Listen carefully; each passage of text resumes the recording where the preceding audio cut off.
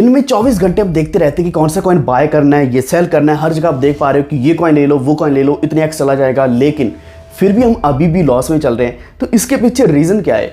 अभी भी मेरी टीम और मैं अभी भी हम लॉस में नहीं है। लॉस में क्यों नहीं है? यहाँ हमने कुछ ना कुछ टिप्स फॉलो करी हैं जो मैं आपके साथ शेयर करना चाहता हूँ। आप भी इसी तरीके से अगर प्रॉफिट ना कमा पाए तो कम से कम लॉस में भी नहीं रहोगे, no profit no loss situation में रह पाओगे। तब भी आपके लिए एक अच्छा मौका रहेगा ताकि आप अपनी कैपिटल निकाल कर कहीं और लगा दें। तो ये वीडियो बहुत ही ज़्यादा इंपॉर्टेंट होगा, अभी से लाइक कर दो। लेकिन अगर हमारे चैनल पे पहली बार आए हैं तो वॉफ्ट चैनल को सब्सक्राइब करके बेल आइकन दबा लीजिए। बाकी अपडेट्स आपको हमारे टेलीग्राम के ऊपर मिलते रहेंगे, वॉफ्ट ऑफिशियल सर्च कर सकते हैं, या फिर आपको लिंक मिल जाएगा डिस्क्रिप्शन में, तो उसके ऊपर भी आप क्लिक करके ज्वाइन कर सकते हैं। वॉफ्ट डिस्कस भी हमारा चैनल है, जहां एक्चुअल में वो टेलीग्राम ग्रुप है जहां बहुत से लोग डिस्कस करते रहते हैं कि हमने अभी भी बहुत लॉस खाया है, इस टर्म में बहुत ज़्यादा लॉस होता जा रहा है लगातार, कई अच्छी न्यूज़ भी आ रही है फिर भी इतना लॉस हो रहा है। तो ये डिस्कशंस को देखते हुए मैंने सोचा कि आपको एक अच्छी टिप्स के बेसिस पर वीडियोस दूं, डू एंड डोंट्स की, आपने क्या करना और क्या नहीं करना, जिससे क्या कि आपका पैसा सेफ रहे। तो वीडियो को अभी से शुरू करते हैं। तो सबसे पहली चीज़, आप हर जगह पे देखते हो कि ये कॉइन लेना है और ये नहीं लेना, या फिर ये वाला बाय कर लो, ये वाला सेल कर लो। तो आप जब भी बाइंग करते हो आपका पैसा जाता है, उसमें कैपिटल जाती है, लेकिन उस कैपिटल को आपने सेव कैसे करना है? तो एक तो आपके पास तरीका ये है कि आप तो या तो पूरा ही लॉस में, मतलब पैसा बहा दो, 80-90% लॉस हो सकता है कुछ कॉइन्स में। लेकिन उसकी जगह ये भी है कि स्टॉप लॉस, जो आपको कई बार बहुत लोगों ने बोला होगा, आपके टिप्स ट्रिक्स आपको हमेशा मिलती रहती होंगी, आपके सामने बहुत बार ये सुनने को भी मिला होगा। तो स्टॉप लॉस का मकसद ये होता है कि आपका अगर लॉस आपने बचाना है 80-90% की जगह अगर आपका सिर्फ और सिर्फ 10-15% लॉस हो, तो उससे क्या कि आपकी बहुत सी कैपिटल, बहुत सा अमाउंट आपका बच सकता है। तो स्टॉप लॉस का मेन फायदा ये है। लेकिन स्टॉप लॉस की वीडियोस कई बना भी चुका हूँ, लेकिन अगर आपको एक न्यू लेटेस्ट वीडियो चाहिए तो नीचे कमेंट कर दीजिए, मैं स्टॉप लॉस के ऊपर वीडियो जल्दी लेकर आऊँगा। दूसरी हमारी जो टिप है वो ये है कि समरी आपने बनानी है, समरी आपने नोट डाउन करनी है। तो इसका मतलब क्या है कि आपने समरी में ये लिखना है कि कौन से एक्सचेंजेस के ऊपर आपके कौन से कॉइन्स पड़े हैं, क्योंकि इस वक्त हम कई सारे एक्सचेंजेस यूज़ कर रहे हैं। अगर नहीं कर रहे हैं तब भी एक एक्सचेंज यूज़ कर रहे हैं, तभी आपको ये लिखना है कि आपने कौन सी कैटेगरीज में कौन कौन से कॉइन्स बाय किए हैं। मान लो मीम कॉइन है, डिफाई है, NFT, मेटावर्स है, वेब3 है, तो ऐसी कई सारी कैटेगरीज बन जाती हैं। तो आपने किन प्रोजेक्ट्स में बाइंग करी है, बाइंग आपका पॉइंट कौन सा है, आपकी वॉल्यूम कितनी है, आपने कितना पैसा लगाया, टोटल आपका कितना पैसा लगा हुआ है, और उसके बाद जब भी आप सेल करोगे तो आपने कितने पे सेलिंग करी, किस प्राइस पे सेल करी, कितनी वॉल्यूम सेल करी, ये आपके पास हमेशा रहना चाहिए। इसके दो आपको फायदे होंगे। पहली बात तो ये, आप खुद ट्रैक रख पाओगे कि आप अभी प्रॉफिट में हो या लॉस में हो, क्योंकि हमने हमेशा प्रॉफिट में रहना है, लॉस में नहीं रहना, कम से कम at least no profit loss situation में हमने रहना है। एक तो आपका ये फायदा हो रहेगा। दूसरा ये है कि अगर हमें टैक्स देना भी पड़ा गवर्नमेंट को, तो उस वक्त हमें पूरा क्लियरली याद रहेगा कि हमने किस में कितना पैसा लगाया था, कितना लगाया था और कितना निकाला, हमारा कितना प्रॉफिट बना। तो ये दो आपको फायदे हो जाएंगे और आप हमेशा देख पाओगे कि आपने किस किस प्रोजेक्ट में कितना कितना लगाया हुआ है, ताकि आगे चल के आप डिसीजन ले सकते हैं कि किस कैटेगरी में अभी पैसा लगाना बाकी है या फिर उससे निकालना अभी बहुत ज़्यादा ज़रूरी है। तो वीडियो को शॉर्ट रखने की कोशिश करेंगे। तीसरी की अगर मैं बताऊं तो यहाँ कई बार आपको सुनने में मिला होगा, या फिर आपको आसपास के लोग जो भी यही बोलते रहते होंगे, होल्ड करो होल्ड करो, होल्डर बन जाओ, होल्डर बन जाओ। तो सम हाउ हमेशा हम होल्ड नहीं कर सकते।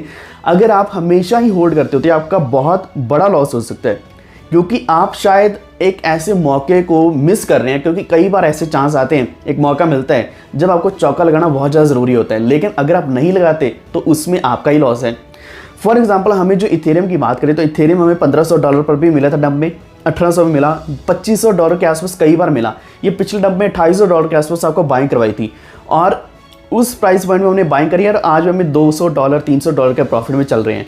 और अगर यही इथेरियम अगर $5000 पे जाता तो हमें कितना ज़्यादा प्रॉफिट मिल जाएगा। तो कहने का मतलब ये कि आपने हमेशा ये नहीं है कि होल्ड करना है, होल्ड के साथ साथ आपने सेलिंग भी करनी है। तो इसको थोड़ा और एलेबरेट करने की कोशिश करता हूँ।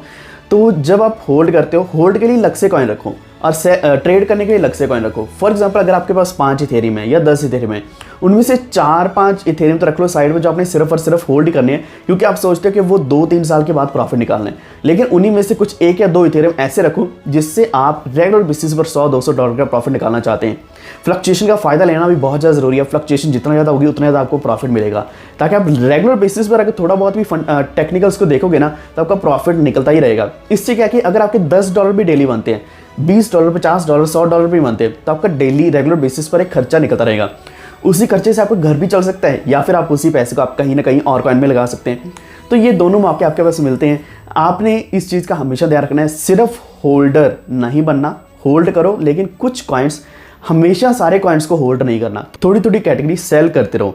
अब मैं एक और एग्जांपल देता हूँ, जैसे कि ट्रॉन्स को मैंने लिया था $4.3 के आसपास, सॉरी 4.3 रुपीज़ के आसपास। तो मैं पहले ही मैंने एक बिड लगा दी थी कि ये 5.8 पे जाके सेल हो जाना चाहिए। तो मुझे इतना पता है कि ये 8, 9, 10 रुपये तक तो नहीं पहुँच सकता, लेकिन थोड़ा बहुत प्रॉफिट ज़रूर निकाल के देगा, कम से कम 25% का प्रॉफिट इसने निकाल के दिया। तो मैंने 5.8 पे बिड लगाई थी, वो सेल हो गया और मेरा उतना प्रॉफिट निकला है, मैंने बैंक अकाउंट में भी डाल दिया।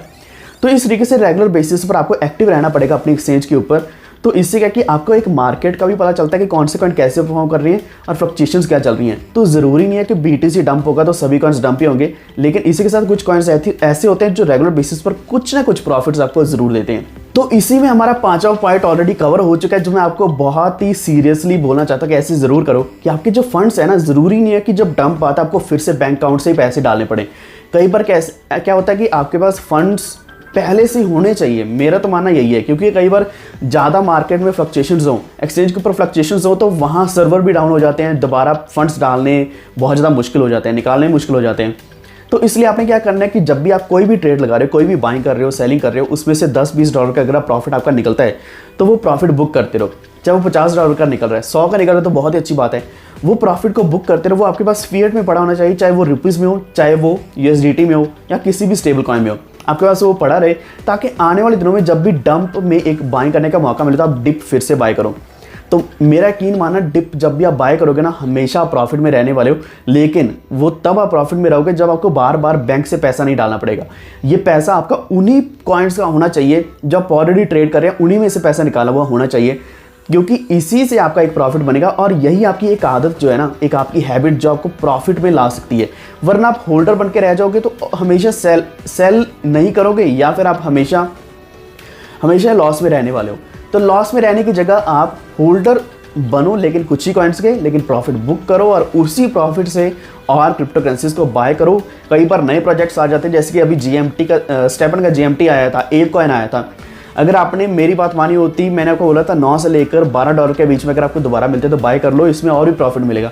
तो अभी आप देख लो $20-21 के आसपास चल रहा है। यानी कि ये कुछ ऐसे कॉइन्स होते हैं जो बिल्कुल नए और स्ट्रॉन्ग प्रोजेक्ट्स होते हैं, तो इनमें हमेशा ध्यान रखना। अभी 1-2 बोनस पॉइंट्स हैं जो आपको बहुत ही ज़्यादा फायदेमंद हो सकते हैं। एक तो ये कि आपने क्लियर रखना है कि आपका फोकस क्या है, कि आप सिर्फ और सिर्फ पैसा डालना ही चाहते हैं या निकालना भी चाहते हैं। कई बार आप फोकस लूज कर देते हो कि मैंने एक्सचेंज के ऊपर पैसा डालना है, ज़्यादा से ज़्यादा कॉइन्स बाय करने हैं, स्ट्रॉन्ग कॉइन्स बाय करने हैं और बाय करके रख लेने हैं। लेकिन वहाँ आपका फोकस अगर ये रहेगा ना कि मैंने पैसा निकालना भी है, तो आप हमेशा एक्टिव रहोगे, इवन रात के 1-2 बजे भी एक्टिव रहोगे। हालांकि जागना इतना अच्छी बात नहीं है, ज़रूरी भी नहीं है, लेकिन प्रॉफिट्स बुक करना हमारे लिए बहुत ज़्यादा ज़रूरी है। आपका फोकस प्रॉफिट्स के ऊपर रहना चाहिए, ना कि मैंने बाय कर लिया अब होल्ड ही करेंगे 1-2 साल, उसके ऊपर नहीं होना चाहिए। वरना बाद में जब मार्केट डंप होती है तो आप उसी को देखकर रोते रहते हो कि हाँ, कि अभी कोई फ़ायदा नहीं है, कोई अच्छी न्यूज़ है तब भी कोई फ़ायदा नहीं है, ये डंप में ही रहने वाला है, मैं तो ऑलरेडी बहुत बड़े लॉस में हूँ, मैं 70% लॉस में हूँ, मैं ओवरऑल लॉस में हूँ। तो ऐसी स्टेटमेंट्स हमें देखने को मिलती है हमारे टेलीग्राम ग्रुप के ऊपर, तो आप भी ज्वाइन कर लो। वॉफ्टेड डिस्कस है, उसका लिंक भी आपको डिस्क्रिप्शन में मिलेगा। तो वहाँ कई सारे हमारे वॉफ्टेड मेंबर्स हैं, जो फैमिली है, जो हमेशा एक दूसरे के साथ बात करते रहते हैं, अपने डाउट्स क्लियर करते रहते हैं। अब आखिरी चीज़ जो इंपॉर्टेंट है, लेकिन इसमें हम डिस्कस नहीं कर पाएंगे, वो है क्रिप्टो सैलरी। तो क्रिप्टो करेंसी में आप सैलरी भी ले सकते हो। क्रिप्टो करेंसी एक नई इंडस्ट्री है, यहाँ कई सारे प्रोजेक्ट्स आते हैं, बिल्कुल नए प्रोजेक्ट्स आते हैं। अगर आप कम्युनिटीज़ में काम करते हो, खुल के रहते हो, मतलब रेगुलर बेसिस पर एक्टिव रहते हो, आपको क्रिप्टो करेंसीज की बहुत ज़्यादा नॉलेज है, आपको डिफाई की नॉलेज है, या फिर आपको NFTs की नॉलेज है, आपको गेमिंग की नॉलेज है, मेटावर्स की नॉलेज है, आप डिस्कॉर्ड जानते हो कैसे यूज़ करना है, हो सकता है आप सोशल मीडिया को हैंडल करना जानते हो, इसी के साथ कम्युनिटी को मैनेज करना जानते हो, तो कई सारे आपके पास स्किल्स हो सकती हैं। उन्हीं स्किल्स को यूज़ करके आप एक सैलरी भी ले सकते हैं। तो क्रिप्टो सैलरी नीचे कमेंट करना अगर आपको नेक्स्ट वीडियो इसी के ऊपर चाहिए, क्योंकि क्रिप्टो में आप सैलरीज हज़ारों डॉलर की मंथली कमा सकते हैं। तब आपको ये चिंता करने की ज़रूरत नहीं रहेगी कि मार्केट डंप में चल रही है या पंप में चल रही है। आप सिर्फ होल्ड करोगे और भी ज़्यादा क्वांटिटी बाय करके एक अच्छा प्रॉफिट भी निकालते रहोगे। तो अगर आपको जानकारी थोड़ी सी भी अच्छी लगी है तो वीडियो को लाइक एंड शेयर जरूर कर देना फ्रेंड्स और फैमिली के साथ, ताकि वो भी टिप्स एंड ट्रिक्स देख पाएं कि कैसे उनका पैसा बच सकता है लॉस में जाने से। इसी के साथ हमारे चैनल को भी सब्सक्राइब कर लीजिए वॉफ्टेड को। Stay healthy, stay safe, stay tuned. Thank you.